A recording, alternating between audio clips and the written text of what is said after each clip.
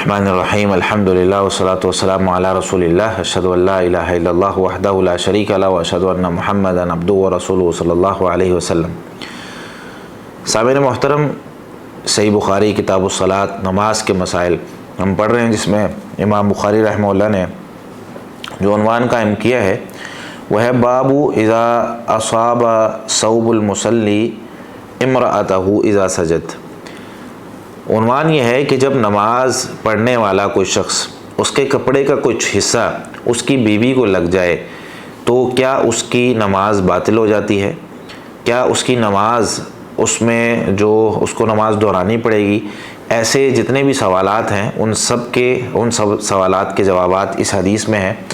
امام بخاری رحمہ اللہ حدیث لے کر آئے، 389 نمبر حدیث ہے، اور روایت کرنے والی سیدہ ام المؤمنین میمونہ رضی اللہ تعالی عنہ ہے۔ فرماتی ہیں کانا رسول اللہ صلی اللہ علیہ وسلم یصلی وانا حذاءہ، نبی مکرم صلی اللہ علیہ وسلم نماز پڑھتے تھے اور میں آپ کے سامنے ہوتی تھی، وانا حائض، اس حال میں کہ میں حائضہ ہوتی تھی، وربما اصابنی ثوبہ اذا سجد، اور کبھی کبھی آپ صلی اللہ علیہ وسلم کا کپڑا مجھے چھو جاتا تھا جب آپ سجدہ کرتے تھے۔ قالت، اور فرماتی ہیں وہ کانا یصلی علی الخمرہ، کہ نبی مکرم صلی اللہ علیہ وسلم چٹائی پر نماز پڑھتے تھے، جائے نماز وغیرہ پہ نماز پڑھتے تھے۔ خمرہ اصل میں کہتے ہیں اس چٹائی کو جو کھجور کے پتوں سے بنی ہوئی ہوتی ہے۔ اب یہ حدیث بہت سارے سوالات کے جواب دیتی ہے۔ ایک مسئلہ یہ ہے کہ کیا ہمارے معاشرے میں جو یہ سوال ایک مسئلہ اٹھایا جاتا ہے کہ ایام میں مینسز میں خواتین جو ہے وہ ناپاک ہوتی ہیں، تو ایسی بات نہیں ہے۔ نبی مکرم صلی اللہ علیہ وسلم نے یہ واضح طور پر فرمایا تھا کہ ان حیضتک لیست فی یدک، آپ کا حیض آپ کے ہاتھ میں نہیں ہے، یعنی ظاہری طور پر آپ پاک ہیں۔ یہ تو یہودیوں کا طرز عمل تھا کہ اپنی خواتین کو بالکل الگ تھلگ کر دیتے تھے اور گندگی اور اس کو نجس سمجھتے تھے، اور بہت سارے غلط معاملات اس کے ساتھ جو ہے وہ کیے جاتے تھے، یعنی ایک معاشرے سے اس کو بالکل کاٹ دیا جاتا تھا۔ اور عیسائی جو تھے وہ بالکل سب کچھ جائز سمجھتے تھے، ہر چیز جو ہے وہ اس کے ساتھ جائز سمجھتے تھے۔ تو اسلام ایک اعتدال کا دین ہے، درمیان کا دین ہے۔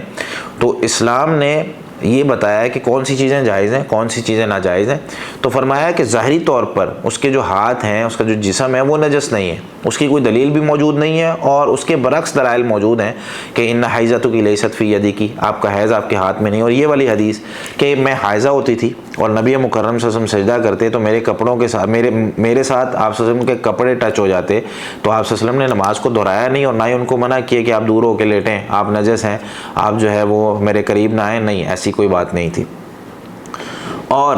نبی مکرم صلی اللہ علیہ وسلم علی الخمرہ،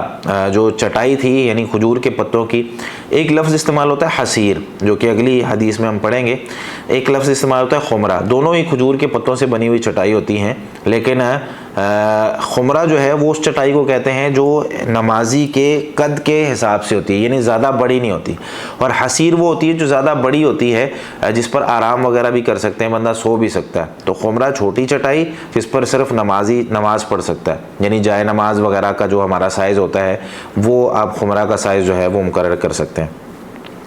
تو نبی مکرم صلی اللہ علیہ وسلم نے یہاں پر نماز پڑھی، تو پتہ کیا چلا دوسری، کیونکہ کچھ حدیث اس طرح کی بھی گزری ہیں کہ اگر عورت سامنے سے گزر جائے تو نماز ٹوٹ جاتی ہے، تو یہاں کہتی ہے میں سامنے لیٹی بھی ہوتی تھی اور نبی مکرم صلی اللہ علیہ وسلم نماز پڑھتے تھے، تو پتہ یہ چلا کہ اگر کوئی شخص سامنے بیٹھا ہوا ہے یا لیٹا ہوا ہے تو نماز میں کوئی مسئلہ نہیں ہے، جیسا کہ آگے بہت ساری احادیث اس موضوع پر آئیں گی اور واضح آئیں گی۔ امی جان سیدہ عائشہ صدیقہ رضی اللہ تعالیٰ عنہ کی مزید انشاءاللہ میں وضاحت اس مسئلے کی وہاں پر بھی کرتا ہوں۔